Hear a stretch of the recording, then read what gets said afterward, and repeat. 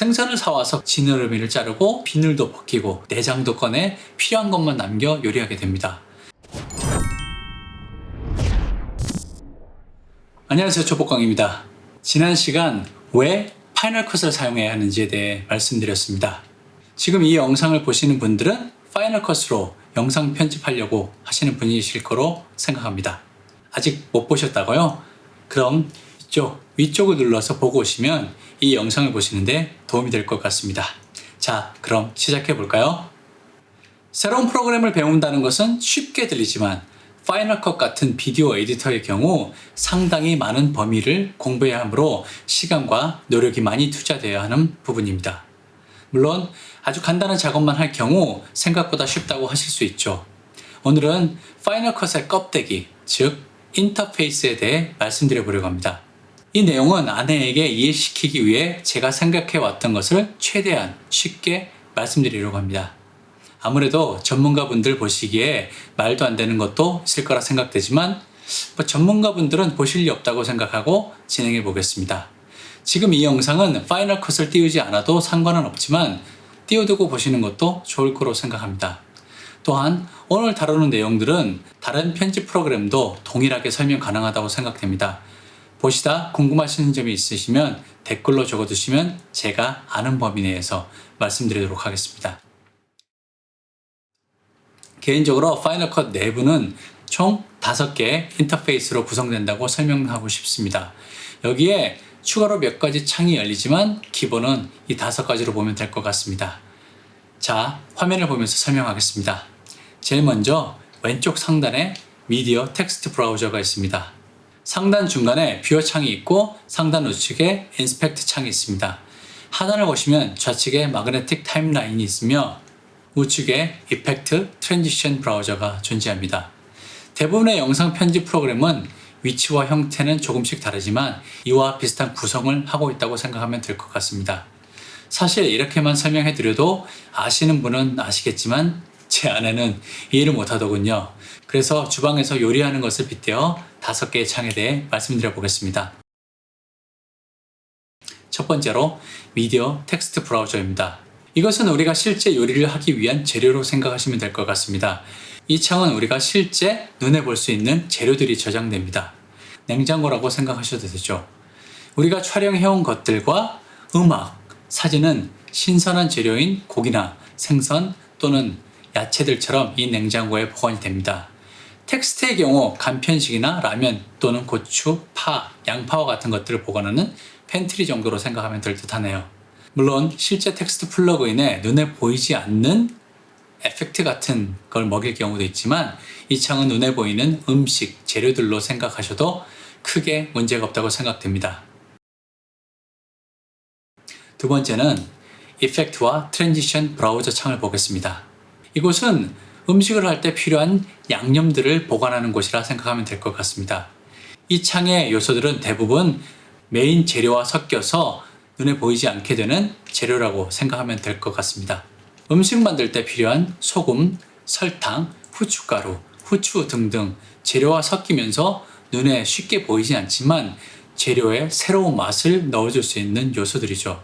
실제 영상을 만들 때도 이곳의 플러그인들을 사용해 눈에 두드러지게 띄지 않지만 영상을 한 단계 더 멋지게 만들 수 있는 재료들입니다. 물론 무분별하게 사용한다면 오히려 역효과가 발생하기에 최소화하게 하거나 적절하게 사용해야 최고의 맛을 낼 수 있는 것처럼 이곳에 있는 플러그인도 꼭 필요한 곳에 적절히 사용해야 멋진 영상을 만들 수 있다는 것은 동일합니다. 개중엔 실제로 눈에 보이는 재료도 있지만 이해를 위해 이렇게 눈에 보이지 않는다고 설명하겠습니다. 세 번째는 인스펙션 창을 얘기해야 될 것 같습니다. 요리를 할 땐 같은 재료라도 얼만큼을 사용하느냐에 따라 천차만별의 맛을 낼 수 있습니다. 그래서 동일한 재료인 소금, 설탕을 사용한다고 해도 필요에 따라 양을 정해 사용해야 최고의 맛을 낼 수 있죠. 설탕을 왕창 넣는다면 그냥 단맛만 나는 것이고 소금을 왕창 넣으면 짜기만 하죠. 이것은 미디어 텍스트 브라우저도 동일합니다. 결국 이 창은 레시피 중에 재료의 양에 대해 관리하는 곳이라고 생각하면 될 것 같습니다. 개인에 따라 취향이 다르게 모든 레시피는 달라질 수밖에 없죠. 아무리 좋은 재료를 넣더라도 적절한 양 관리를 할 수 없다면 사용하지 않은 것보다 못하게 됩니다.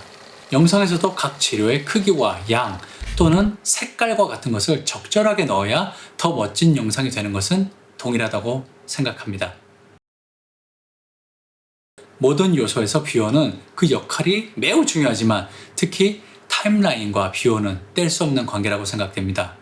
요리로 따지자면 타임라인은 도마와 또 순서를 적은 레시피 정도로 생각하면 될 것 같고, 비유는 재료를 몽땅 넣고 요리하는 냄비라고 생각하면 될 것 같습니다.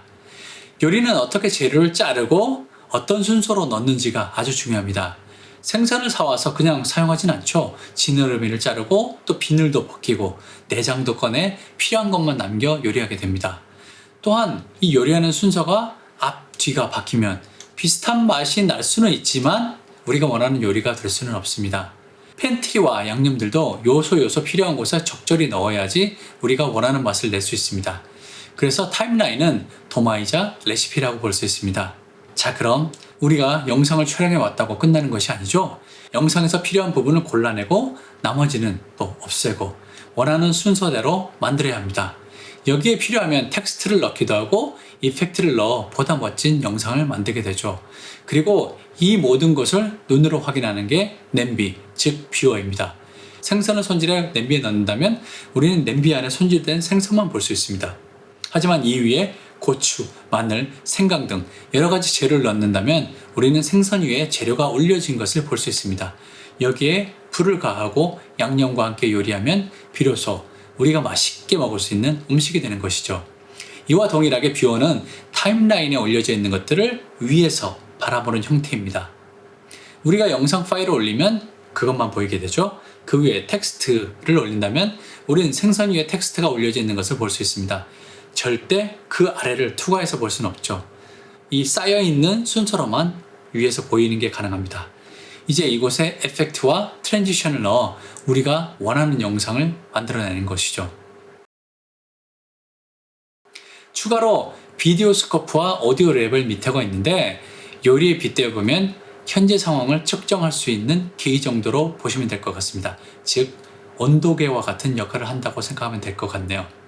이 창은 다른 창에 비해 초보일 때 사용 빈도가 적지만 추후 제대로 영상을 만들기 위해선 꼭 필요한 것이기도 합니다. 조금 억지스럽다고 생각하시나요? 하지만 제가 이렇게 아내에게 설명했을 때 가장 쉽게 이해할 수 있었습니다. 그래서인지 제가 영상을 만들 때마다 요리하는 것과 비슷하다는 느낌을 받는 것도 이상하지 않은 것 같네요. 물론 이것은 저의 경우이니 다른 분들은 본인에게 맞게 쉽게 이해할 수 있는 방법을 찾으시면 될 것 같습니다. 중요한 것은 우리가 요리를 만드는 과정엔 눈에 보이는 재료와 눈에 보이지 않고 섞이는 양념과 같은 재료, 그리고 레시피를 이용해 음식을 만들듯 영상에서도 재료인 영상과 텍스트, 양념인 이펙트, 트랜지션을 사용하고 레시피인 타임라인을 이용해 하나의 영상을 만들게 된다는 것입니다.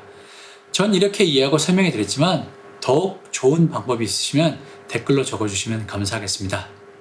지금까지 파이널 컷의 인터페이스에 대해 말씀드렸습니다. 어떤 분은 쉽다고 느끼실 수 있고 어떤 분은 이게 무슨 소리야 하실 수도 있습니다. 하지만 파이널 컷을 이용한 영상 만들기는 참 쉽다고 말씀드리고 싶었습니다. 지금까지 영상 시청해 주셔서 감사합니다. 기회가 되는 대로 파이널 컷에 대한 얘기는 계속 다루도록 하겠습니다. 행복한 하루 보내세요. 감사합니다.